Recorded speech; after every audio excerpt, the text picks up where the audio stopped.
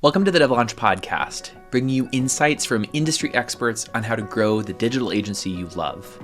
Today's episode features Jordan Kastrinsky, calling in all the way from Tel Aviv, Israel, where he's building bridges between the Israeli and U.S. entrepreneurial communities, from launching the Colorado-Israel Chamber of Commerce to navigating cultural nuances in international business. Jordan shares valuable insights for agency owners looking to expand into new markets. If you're thinking about growing globally, you're not going to want to miss this episode.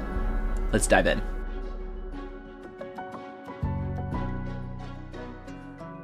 Well, Jordan, thank you so much for hopping on the show. I know you're a busy man. You've got things going on. In fact, even right now, you've got some unique things going on. Mind telling us where in the world you're calling in from?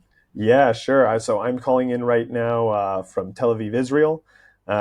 Sitting here 9:30 at night. A little bit different than the time zone where you're at, but doing some important things. Also managing to push forward my business and other initiatives that I'm working on. So I'm happy. Well, I appreciate the work that you're doing, not only from a marketing standpoint, but also the work that you're doing there in Israel. Very, very important work. So, and it's a kind of an interesting dynamic where you are both building a business and being a beacon for entrepreneurship in that region. One of the things you and I had talked about before when we were chatting is there's a connection that you're making between the States and Israel's entrepreneurial community. You mind unpacking that a little bit more? What's that about? Yeah, so actually this year, funnily enough, I started an initiative. So beyond, my agency that I run, I started an initiative called the Colorado Israel Chamber of Commerce, and the whole goal of the initiative comes from kind of my own background here in Israel, where I actually was, helping companies go to the North American market or go to, we can say, English-speaking markets, and kind of, get their messaging out there, get their products out there, whatever. And my goal was, I'm from Colorado originally. Colorado and Israel are two very, dear homes of mine, I guess you can say. And I was like, I want to see what's going on. I want to see how I can connect both ecosystems, because I've always felt that they're kind of natural partners. And so I was looking into it. I found that there was no real chamber of commerce. I looked into it. I did my research, due diligence. As anyone who's in the business, field, you go deep, go into research, start making sure, hey, no one's doing this. And I started making some inroads, and so slowly but surely, I managed to get a team behind me, including my business partner, some two people in Colorado, one of them being my co-founder there. And so far, we've also been able to add some board members. And our goal really is to connect between both Colorado and Israel, to bring entrepreneurs from Israel to Colorado, to bring Colorado entrepreneurs and Colorado, diplomats and policymakers to Israel, to also learn from the innovation here, and for both of them to really learn from each other. And I think it's really exciting. And it's kind of like, just like that added benefit of being able to work with companies to get them to America already, but to now to actually do it specifically for my home state and for my home right now. That's so cool. I mean, one of the things you and I talked about too is that it seems like a pretty good connection to make, because I know Colorado there's a pretty heavy like military presence that's in Yeah, Colorado. They've got definitely. a significant Air Force base there. And then also Israel is probably one of the world's leading forces in terms of just its military technology and stuff. Do you find that the majority of kind of that connection that you're making is in the tech and the defense space, or do you find other businesses as well benefiting from this Chamber of Commerce? Yeah, it's interesting that you mentioned that, because it's funny. I would say definitely we're having a focus on tech overall, right? Whatever, let's say, innovation, startups, that's definitely a primary. But, you'd be surprised. Like, we were, for example, approached by an Israeli winery that's interested in selling its wine in Colorado and doing distribution in Colorado and actually in the larger Mountain West. And, that's an amazing thing. Of course, we're working, trying to find ways in which to actually make that a reality. And so that's actually, very exciting, because it kind of shows that, yes, while Israel is this hub of innovation and startup nation, and obviously defense tech is a huge thing, that there's actually a lot of other businesses here that are just as interested in getting to Colorado as, let's say, the big guys, the big tech players. Interesting. Yeah, Yeah. I wouldn't necessarily think about, a winery of all places. First of all, I wouldn't think about Israel as a place where you would have a winery. But second of all, just the fact that connection could be facilitated back to Colorado. Like, I don't know, maybe Colorado is a big importer of wine. I don't know. Well, I even find it interesting that he even wants, like the guy who runs the winery, that he even wants to go to Colorado. Like a lot of Israelis, one of the things that's funny right now is that, for me, one of the challenges in this whole initiative is branding Colorado for Israel. So actually Mm. explaining, to Israelis, hey, listen, outside of New York, Miami, and like San Francisco and LA, there actually exists an America that you don't necessarily know about, and it's actually most of America. And there are other opportunities there. There are other ecosystems there that are just as strong and even stronger in certain respects, to some of these big guys. For example, like a lot of people don't know, Colorado has a huge space and aerospace presence. Something that people are not really that aware of. A lot of people just think it's like Florida, California. No, Colorado has a huge presence, has a huge industry there. The governor is trying to make it the next kind of Boston for bioscience and biomedical. There's a lot of different types of innovations going on there, not to mention climate tech and water technologies. So a lot of things are going on, lot of industry, a lot of innovation, and Israelis need to be aware of it because there's a lot of that stuff going on here too, and they can benefit. So this connection between Israel and Colorado, you'd mentioned that it's also a bit of a branding exercise for Colorado. You mind unpacking that a little bit more? I'm kind of curious what you mean. Yeah, like basically Colorado, I don't think in the psyche of the Israeli public and the Israeli business community, I don't think it's really there. It's not really a player, right? Like just like how you might say, for example, like, I don't know, like I'm thinking of some random country, but now I can't. I don't want to say it because it'd just be mean. But like so like some random country, right? And you don't necessarily think of the market there. You don't think what's going on there. You don't think it's going to be worthwhile for you. But maybe it is. Maybe there's actually an opportunity there. And listen, Israeli tech founders and startups are often trying to go to the U.S. That's like their main goal is to get their product there to grow. And you see it all the time. From Gong to Lemonade to whatever. So they're always going there, and really like the option here is to now kind of say to them, listen, go and do your research, but come to Colorado, like see what we can offer you too, right? You can go to New York, you can go to Miami, you can go to LA, San Francisco, but you're going to be a small fish in a big pond. You can go to Colorado, where you can be even like a medium-sized fish in a big pond or a small pond or whatever. It's not even so much big pond, small lake, but you're there, and you have the opportunity to tap into a whole other ecosystem and be aware of a certain way of work life balance, let's say logistics, whatever. You can tap into really a different type of innovation ecosystem, which I think is unparalleled. And there's all these other benefits that can come with it. Of course, living in Colorado is nice. You have a big airport there that's a major center. You have the ability to connect with Latin America, right? Colorado is very much on the time zone with a lot of major Latin American cities, Mexico City, for example, being one of them. So it kind of lends itself to a whole another way of approaching U.S. market entry.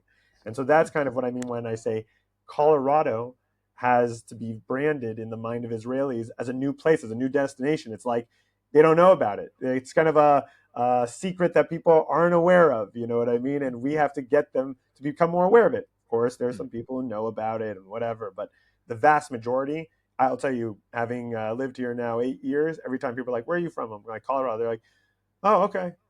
Or "Where is that?" They don't know, and then I'll be like, "Okay, yeah." They don't know anything. You know what I mean? Some of them maybe know. The only thing sometimes I get is they know skiing, and they know the weed. So it's so that's basically it, right? Those are two things I get it depending on the crowd, right? Interesting. And so I guess what precipitated? I mean, obviously there's the background in the sense that you grew up in Colorado and now you were living in Israel, so there's a connection just Sure. naturally that way. But like, what precipitated the creation of this chamber of commerce and making that connection for Israeli founders back to Colorado and vice versa? Yeah, I mean, I think it really comes from just kind of a passion for both places. I love Colorado. I'm from there. I lived there right now most of my life. I go back there frequently. I even like have other businesses based there, and that to me it's still my home in some capacity. And in Israel right now, I'm living here, and it's also my home. And so for me, it was really kind of like more of a passion in that sense to say I want to connect these two. And of course, I have these abilities to do this because I'm doing it already. For my business, connecting players, doing business development, doing marketing. So it was kind of that's where I say it's kind of like a natural thing. It was like a natural evolution. But the passion was obviously because these are my homes, and I care. Someone actually, they asked me the other day, they were like, why Colorado of all places? Like you could do any other state. And I was like, yeah, but I don't care about any other state, So That's true. You know Colorado better than any of these other states as well. Exactly. And it's I want to see it thrive. I want to see it do well. It's a very unique place. Have you been, right? Or have you never been? I love Okay, that. I was going to say. First time going out to Colorado, I was like, oh, this is incredible. So I'm in Minnesota. I'm in, Right. We don't really have anything significant except for our lakes that are geographic formations. Mm-hmm. So I get out there and I'm like, mountains. Yeah, this yeah, is amazing. yeah, I yeah, love exactly. it. Yeah, that's like so. I always like to say that my joke is when I'm like picking up people from the airport in Colorado at DIA. We'll drive back and I'll be like, and look at the mountains. You know what I mean? Because it's like that's the tour guide I gotta be. So you gotta lean into that. Well, I want to pull on a thread here, and you know what? I'm sure. gonna just totally throw out the show notes, and we're just gonna go on this thread because I Sure. think it's unique to your experience, but also unique to your expertise. Sure. Which is for agencies or for businesses that are outside of the U.S. that want to tap into the U.S. market. Your background is the marketing perspective and kind of the go-to-market strategy. What are some of like the pretty recurrent themes that you like to talk to your founders about to be successful in entering the U.S. market? Yeah, so it's really important, I think, to differentiate also kind of between the industries a little bit too, between like B2B and B2C, right? Because different founders who are doing, different solutions, different products for different audiences, obviously that has a lot to be said there, right? Because for example, certain regulation or compliance issues might be different between the industries. And so that's always something that, first of all, I always kind of look at. But when I look at, I think if you're going to ask me like the general picture of what I would tell a founder, and kind of what I hear as being kind of the needed qualities. Well, first, I think a lot of people have a misunderstanding of what entering the U.S. market is. And I think it's often because, if you're not familiar with America, you haven't been there, you can kind of think of it as like, oh, I'm entering America, right? Like it's all going to work out. But like America is huge. America is massive. We know it better than anyone. Like, it's a massive place with a lot of diversity, a lot of very unique situations going on as well, and a lot of unique markets and with unique market needs. And also, let's not forget that we're also America, right? So we like American things, and that's important. And so I think when you talk a lot to founders who are trying to understand the market entry aspect, it's kind of convincing them that, listen, coming to America requires a strategy, requires targeting your locale, finding that entry point, doing it like gradually, not as a kind of, darts at the dartboard type of thing, and really testing the waters so that you make sure not only you're not wasting a lot of resources and doing it effectively, but that you're also not burning yourself in the process. Because Lord knows in America, you burn yourself once, you're done. I mean, like it can really come back to bite you, especially if you're a foreign, let's call it entity trying to do business in America. So that is one thing I always try to stress, and I try to always make sure that founders understand and startups understand that, because it's important. And honestly, the ones that have been successful working with us and that we've been successful with have understood that principle, and that they've understood kind of like, okay, we are here to figure out the market. We're here to test it. We're here to gradually make our way in. And once we make our way in, then, the sky's the limit. Yeah, and the gradual entry I think is such a good point to make, because I'm even just thinking to myself, on a map, you look at Colorado, you look at Minnesota, you're like, man, they're not that far away from each other. But I do think even culturally, business culture wise, penetrating the Minnesota market or the Midwest market, honestly, it does look a lot different even than Colorado or some more Western states.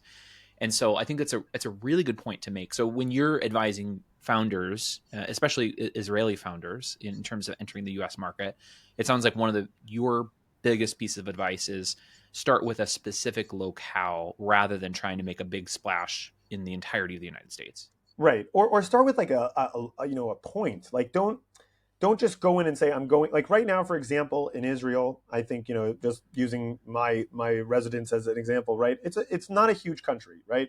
We have 9 million people.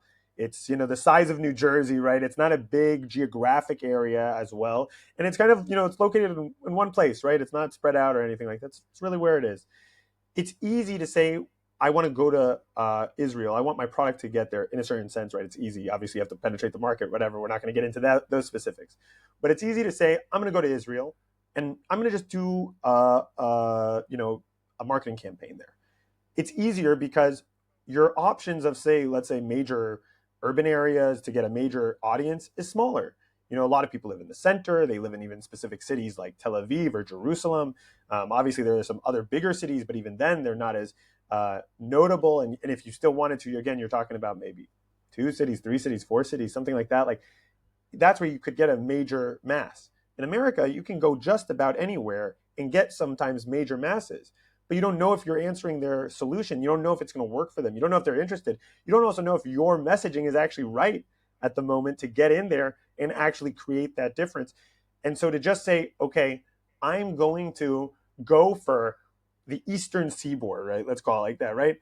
That's ludicrous. Or to say I'm going for America and just putting money on a Google campaign and saying like, I'm going to just go for rent. It's ludicrous.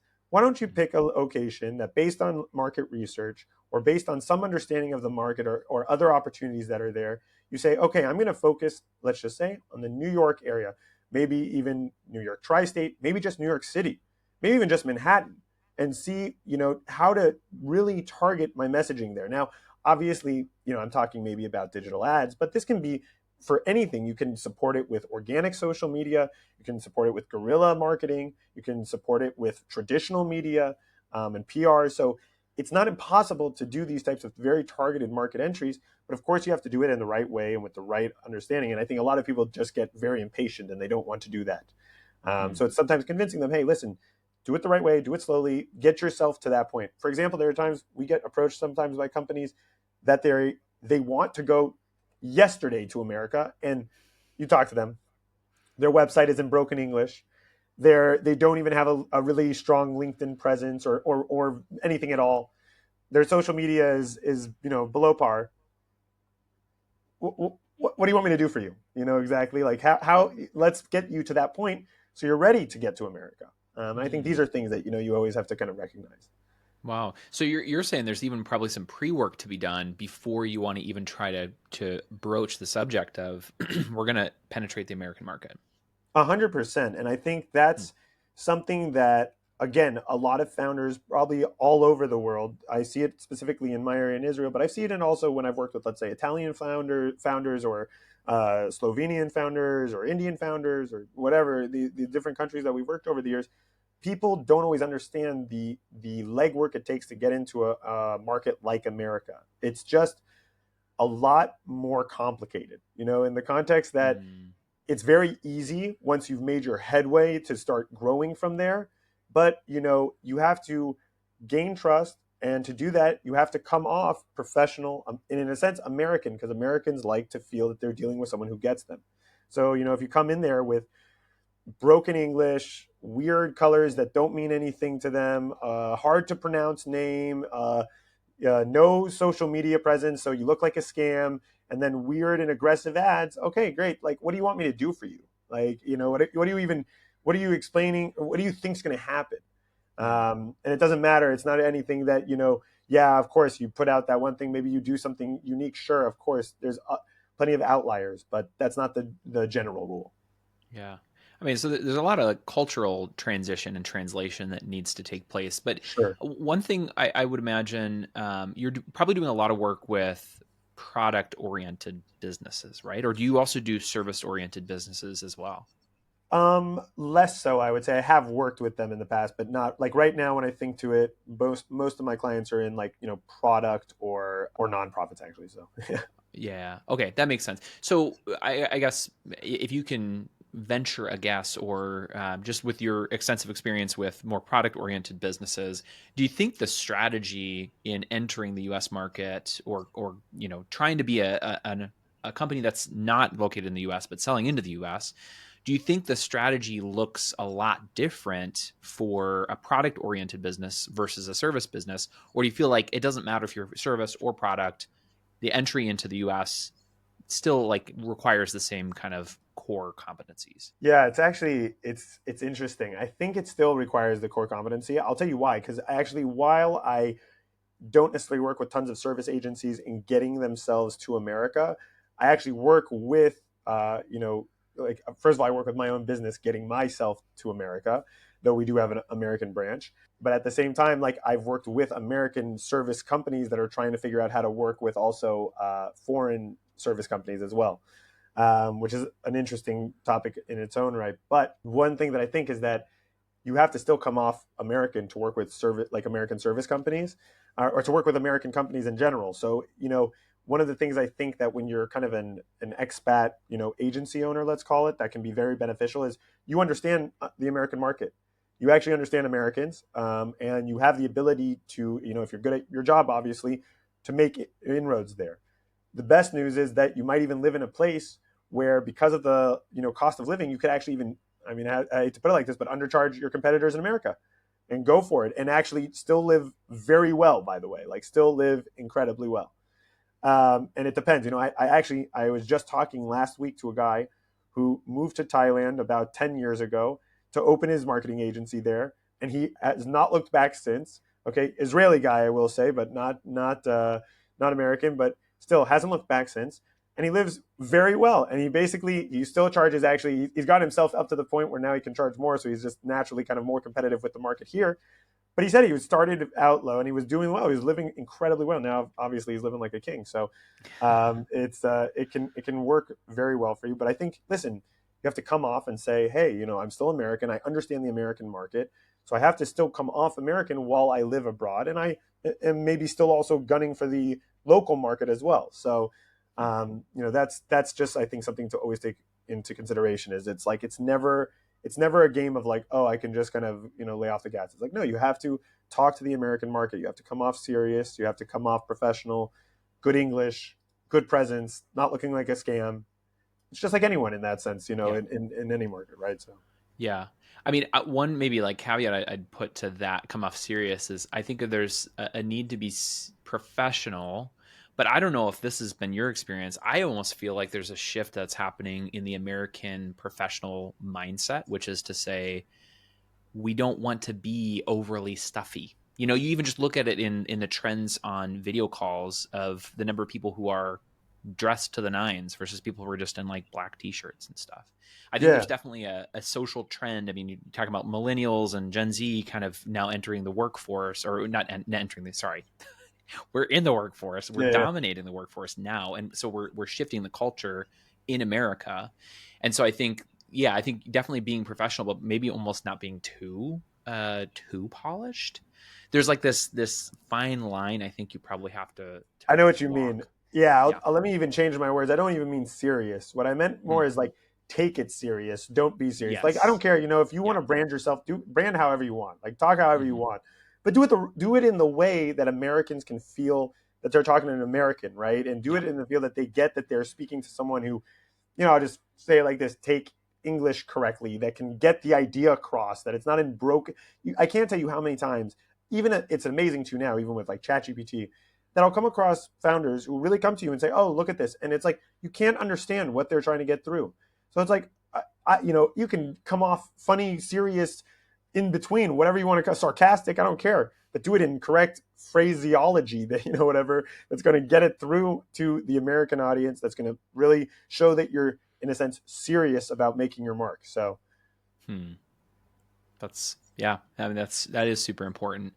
I mean, Jordan, would you say that the move to when people are making that move again, they want to penetrate the American market. Is there a good way to educate themselves on, like, I guess, just like business norms? Like, is it a person that they work with? Is it like a course that they take? Like, how do they expose themselves so that when they're ready to make that move, they've got those competencies to work in the American workplace?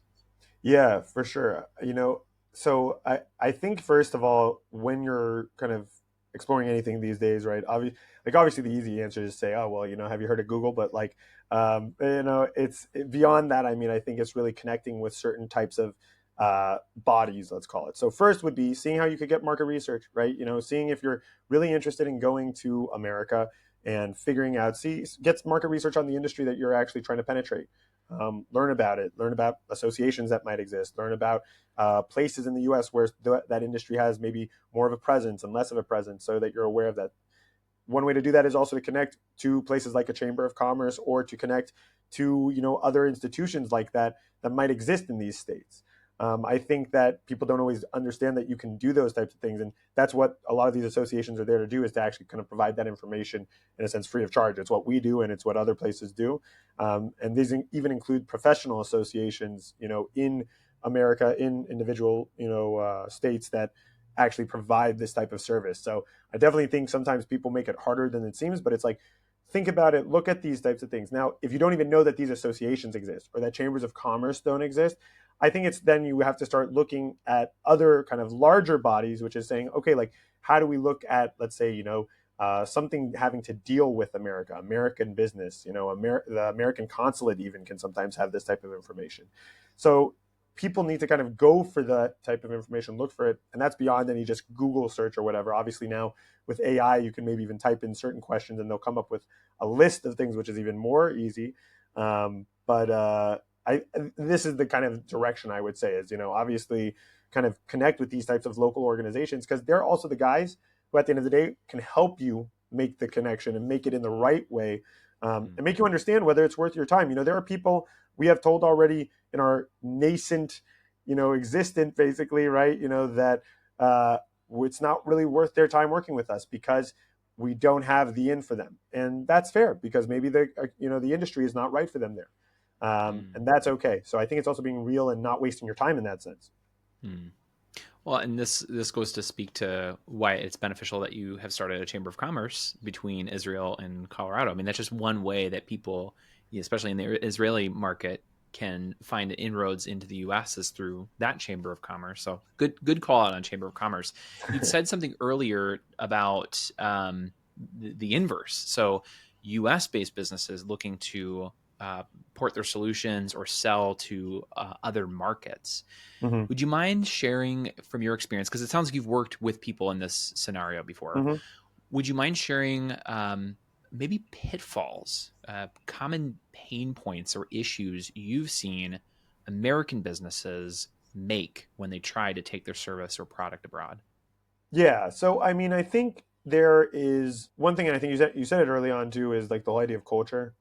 I think that's still always going to be a big thing. Like, Americans, I think, often think that business culture is kind of similar all over the world, and it's very much so not the case. Now, I'm not saying all Americans, right? Obviously, there are people who are successful at it and whatever, but when I've seen pitfalls, right? When I've seen failures, it can often come from that type of misunderstanding of the cultural situation, the read of that type of person, or the power dynamics, and that's real. And these are things that you hope that there's a solution out there in a sense, to actually handle, because really these are things that can really damage people moving out there. At the same time, I would say it's similar in a sense to moving to America and saying you need to find your target, you need to find your partner, you need to find where it is in the specific location that you're looking to make your inroad, and for what reason. Are there opportunities too that the government offers? Are there opportunities that local municipalities or local organizations offer?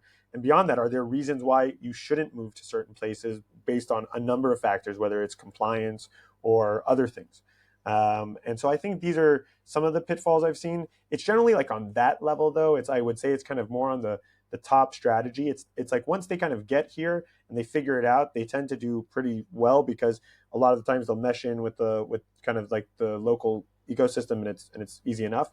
But I think it's that kind of the top strategy part which can be lost there, like that kind of cultural element. And So, if you have any examples of this, I think that could be really helpful for our listeners to hear. But even just thinking, the connection that you have, I know you've been in Israel now for 8 years, and I'm sure there's always been a connection there. But at some point, you moved your business, or you had your business, moving into the Israeli marketplace. mhm. I mean, were there any challenges that you faced, or did you find that that was a pretty easy transition to go from the American market to the Israel market? I mean, listen, I would say it's always going to be challenging in that sense for any market you try to enter that's not your own, because you just are unaware of what's going on there to a certain degree, even if you've done your research. It's a little bit of, Mm. you are stepping into a different game. But I think, when listen, looking at my experience, I can kind of say, okay, there were elements of, just cultural elements that I didn't quite understand. There were elements of the networking elements that you don't always understand in terms of also how to get into the business community. And then there are just, kind of what I would say language and other things that can make it challenging, right? Obviously, listen, a lot of people in Israel speak English, but when you speak Hebrew, which I do, you get another element where you're now even that much more connected to the ecosystem, right? Because you have that ability. Just like someone who lives in Spain, if they're not speaking Spanish, they're going to get only so far. It's just real. So it doesn't matter in that sense, and that's probably a universal. When I've worked with some clients who've tried to come into the American market, or sorry, come into the Israeli market, generally speaking, I think the hard parts for them really do stand still at that cultural element. And that's actually why at one point, one of the things I was actually working on was an agency that I actually focused on helping American clients do that in Israel, to kind of make their move here and actually do marketing campaigns here, but to do it with us as Americans and Canadians actually who live here, and can kind of be that bridge for them, so that they can, kind of, we can talk to the Israelis who are very Israeli and sometimes don't manage things in the way that they like it in America and Canada, and vice versa. We're able to talk for the Israelis to the Americans and Canadians, so that everyone gets along. And it was really actually, it was a worthwhile kind of move. So working with like, consumer brands like travel agencies and fashion brands, so to do that type of stuff. So What were some of those like translation pieces where like somebody's coming in, American companies coming in and trying to sell in Israel? What was some of that like translation that needed to be done, aside from just like the language stuff? Because I think that's kind of like the low hanging fruit. But what were some of the cultural pieces that they needed to adjust? yeah, for sure. I think there's several kind of things like that, but one of them specifically is kind of like the way in which Israelis kind of like to negotiate. Negotiation here is really part of the culture in the Middle East in general, and it's just part of that kind of situation, and you have to be aware of that. And it's not to say that in America people won't negotiate in business, but I think there's a little bit less pushiness in American business culture on in general, right? I'm not talking about specific people or specific, someone's listening to this, they're like, I'm getting the best deal tomorrow, right? But I'm saying like just generally what I've seen. And Israelis can be very pushy or not answer to try to push their deal forward. And so it's making sure that those types of communications don't break down when you're trying to get a contract signed or get a proposal agreed upon, right? These are classic things. So that's for sure like a major one. The negotiation, I think, is a major factor. Yeah. And I imagine too that there's probably a role where if negotiation is a key and central kind of fixture in the culture, and like you said, in the Middle Eastern culture in general, it's a negotiation. Maybe some people will call it haggling, but we'll call it negotiation or Yeah, negotiating. yeah, for sure. In an environment like that, I imagine there's probably like a strategy around even how you present your pricing. I mean, is that kind of one of the things people should be considering? Is like if you're presenting your pricing on your website, like maybe you need to be more flexible there. Like is that kind of where things come into play, or is it more advising them when they go to actually like try to sign the contract or come up with a contract? So I think in that sense, that's really actually interesting when you kind of bring that stuff up, because that's like the element of like the technical, actually, like once you've figured out the ecosystem and kind of the cultural elements, it's digging down to like very specific things that can actually really influence kind of business making in that sense. So for sure, like listen, in Israel, sometimes you can have a price and set, and a lot of people just assume that's negotiable. That's a negotiable price, and it doesn't matter if it's on your website, doesn't matter what it is, it's negotiable. Now, of course, that's not everything. That's not, it's not like you go to the supermarket and can start yelling with the cashier and you're like, oh no, it was five, 5 instead of 10.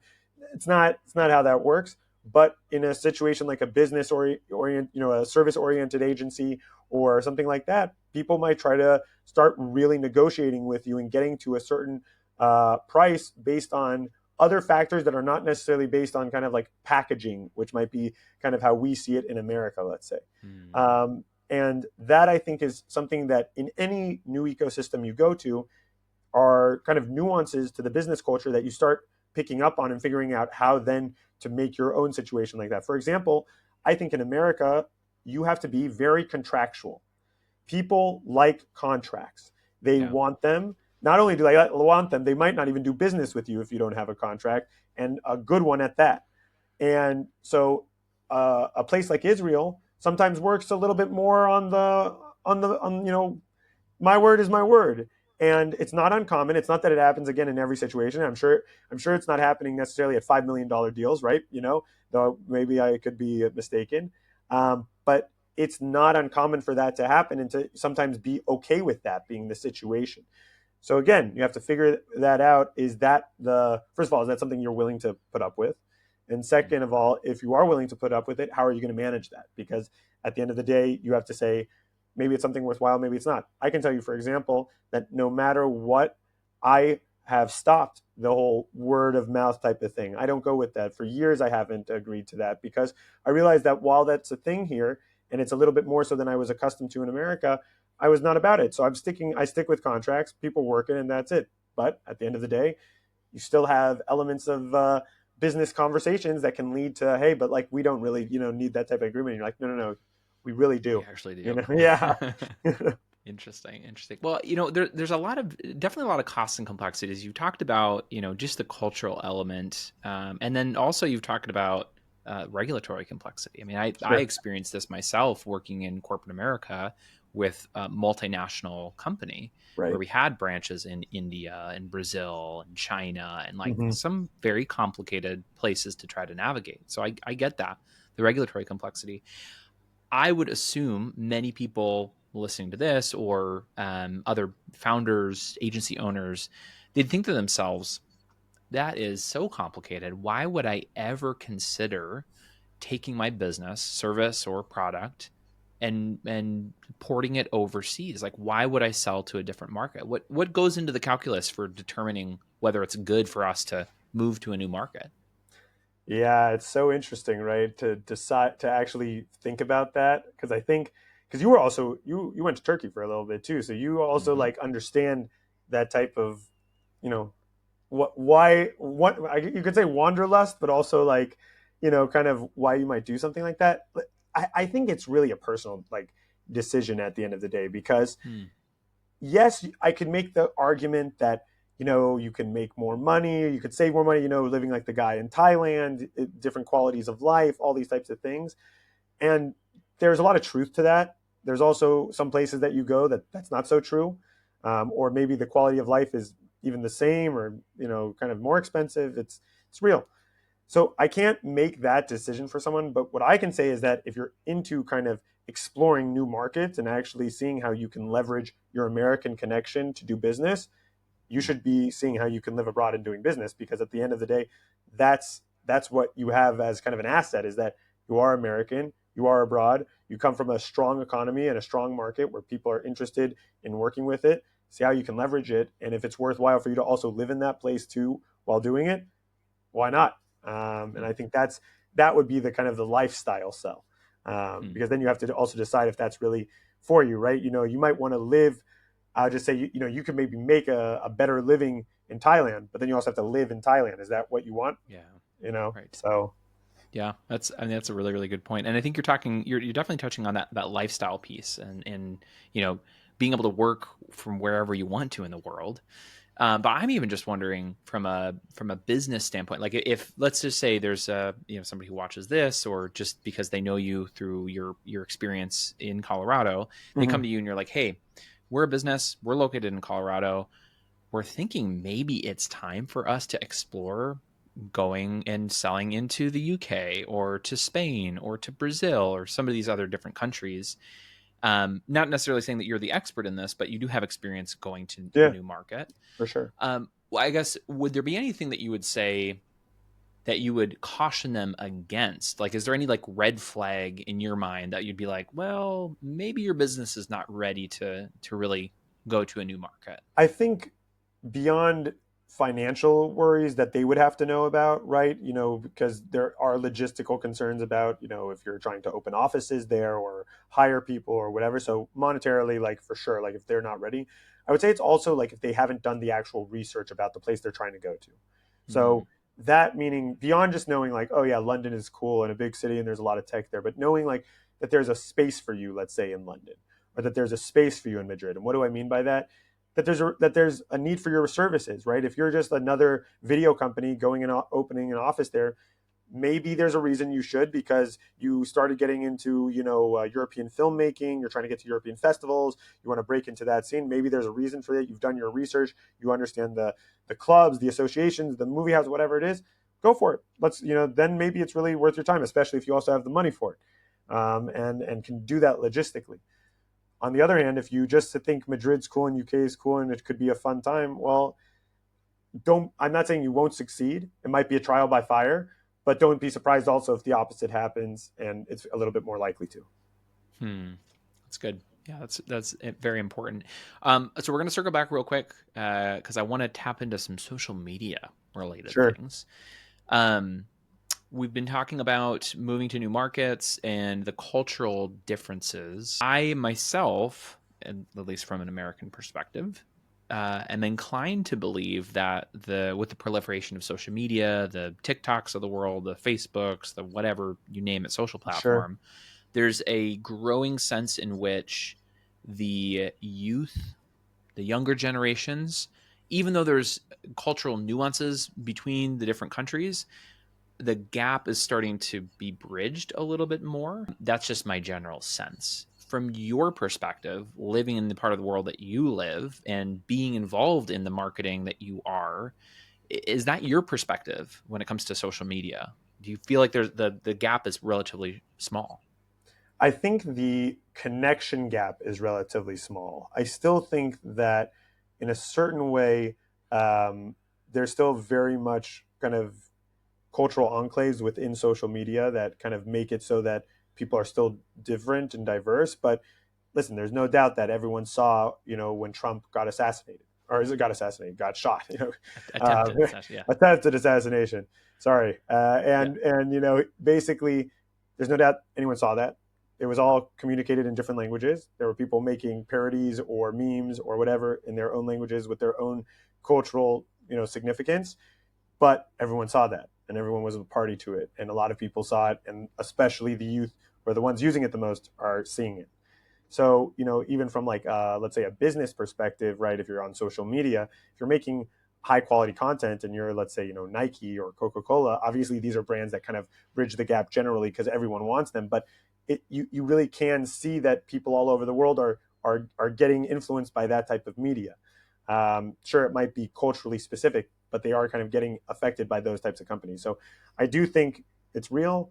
But we still have, in a sense, certain features that distinguish every market from itself and each Hmm. person from itself. So, Yeah, and you said the cultural enclaves exist in these different social media spheres. I mhm. mean, that's even true even within the United States. There's plenty of spots where you're not going to have the exact same experience on social media, and you're not going to be culturally influenced the same way as the next person. And so, I can definitely see that. I mean, so from what I'm hearing you say is like even though the medium might be widely adopted around the world, there might still be a significant difference, cultural difference that exists even in the younger generations. Yeah, sure. I mean, think we have I mean, let's be honest, the social media platforms basically tell us that we get, in a sense, targeted based on our local, geographic location. So no doubt we are being fed a certain sense, algorithmically at least, and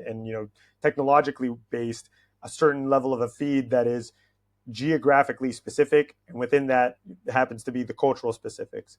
But I do think no matter what, there are certain things that are just proliferating on social media at a high level due to what you might call virality, preferred content, targeted ads, whatever it might be, that in a sense can reach in a global effect and can have that kind of global effect, and in a sense then bring us closer together. And because, like I said, the connection gap is a lot shorter, not necessarily the cultural gap, but the connection gap is, then you're able to connect very quickly, right? Like you can have a guy, just think about this on I just, use like the biggest name possible, but you can have, like on Kim Kardashian's Instagram, right? You could have a guy from Morocco, a lady from France, a person from India, whatever, all talking on the same thread, one after the other.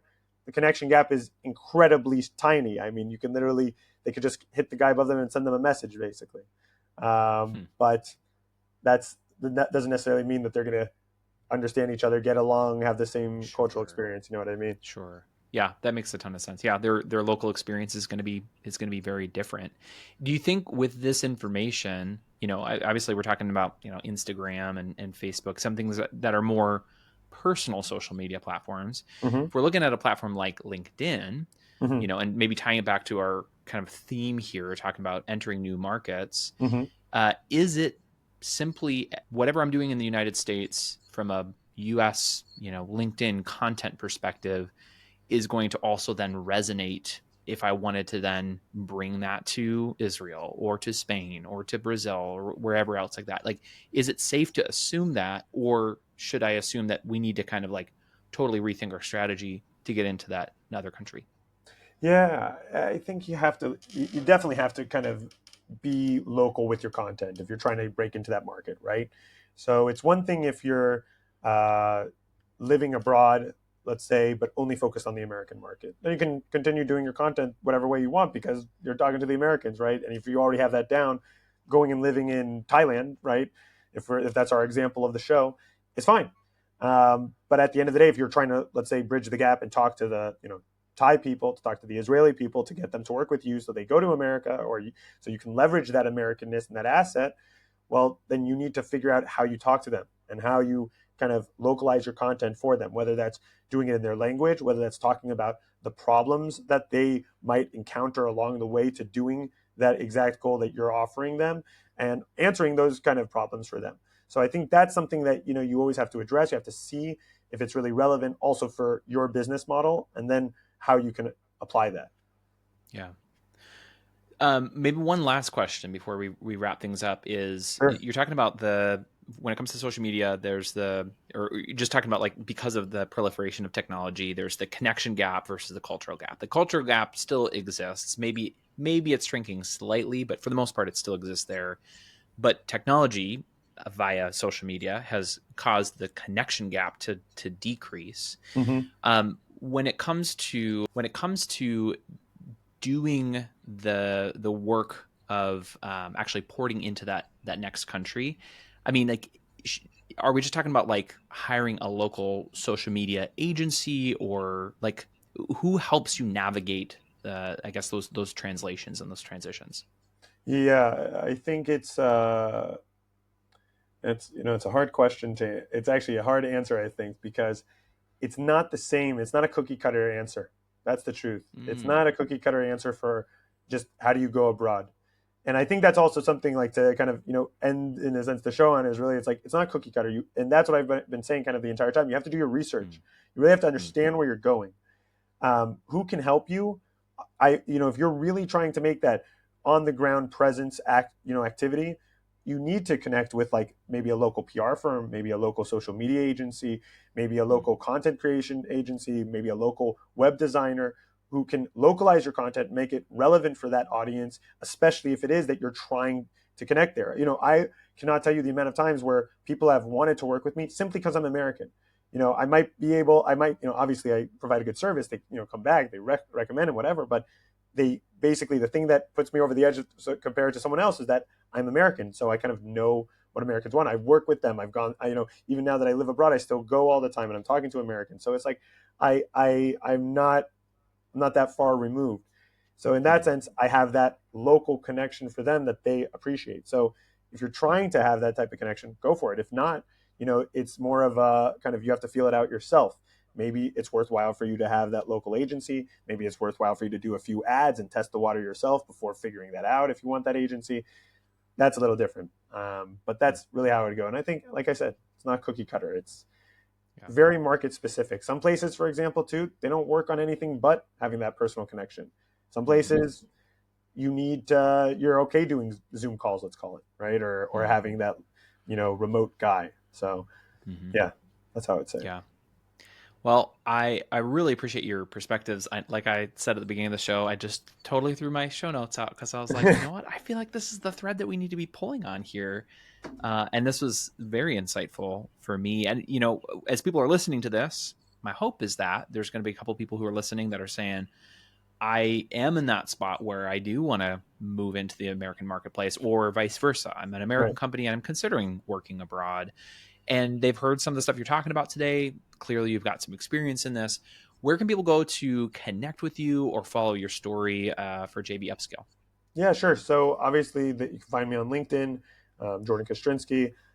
You can also, we're actually doing a rebrand soon. So my website is about to change. I'll save that though for when it actually happens because I'm still doing it. But I'll send you the new link. But yeah, LinkedIn is always good. And I think just, one thing I wanted to say too is you can actually make the move too, because sometimes I feel like maybe I was being negative this show, and I'm like, I'm living the dream though. I love it. I love what I'm doing. And I have basically me, my partner, 8 workers, and we have people in the States, we have people in Israel, and actually in other parts of the world too. And it's one of these things that I would say is kind of like, go for it. You don't need to be huge to do it if you really want to do it. But it's, go for it in that sense. Yeah, you don't need to be a multi-million-dollar company in order to make that move into a new market. You can do exactly what Jordan's talking about right now. Exactly. You don't need to be that guy. You can really, you can make it work, if you're interested in doing it. So. Yeah, that's so great. Well, Jordan, I want to say thank you again so much for taking some time and chatting with us. I really appreciate it. I appreciate it. Thank you, man. And thank you to our listeners. If you found value in our episode today, please leave us a review and tell your friends about us. If you're interested in being a guest on our show, as a digital agency owner, or maybe somebody with insights that can help digital agencies grow, head over to our website to learn more at equip.com/podcast guest. That's ACCQUIP.com/podcast guest.